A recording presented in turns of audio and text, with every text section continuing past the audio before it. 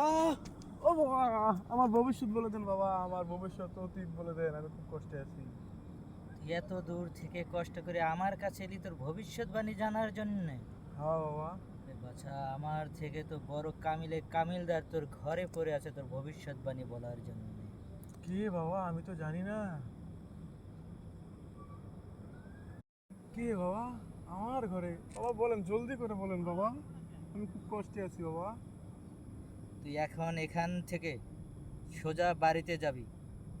বাড়িতে গিয়ে তোর বিবিকে বলবি আজকের রাতের রান্নাটা তোমার মোটেও ভালো হয়নি, একটুও স্বাদ পায়নি।